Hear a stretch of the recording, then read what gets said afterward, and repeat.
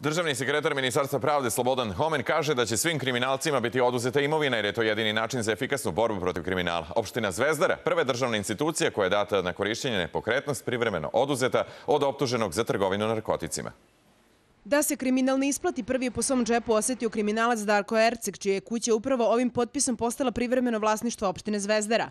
Opština će koristiti kuću sve do okončanja postupka za trajno oduzimanje imovine, što će zavisiti od presude Ercegu. Ne mogu da odgovorim na pitanje tačno zašto ćemo koristiti, jer u prostor još nismo ušli. Očekivao sam danas ključ, ali direktor ostalo mu u drugom modelu, sutra će da donese ključ.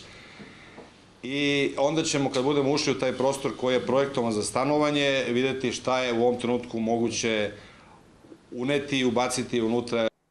Darko Ercegu je kuća oduzeta jer nije uspeo da dokaže da ju je kupio legalno zarađenim novcem. Sud je utvrdio da Erceg od kada je 1991. godine izbegao iz Hrvatske nema evidentirane zakonske prihode, niti je plaćao porez na dohodak, a kada je uhapšen u ovoj kući nađeno je 27 kg heroina kao i ostale droge.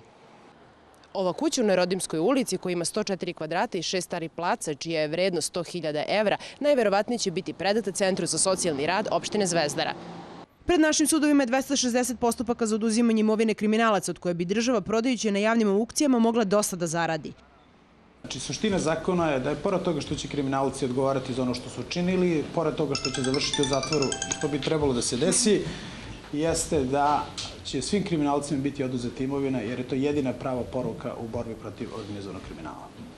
Sa druge strane, pojedine nepokretnosti biće predate javnim ustanovama na korišćenje, kao što je plac u Šilerovoj trajno oduzet Zemunskom klanu, a predat policijskoj upravi Zemun.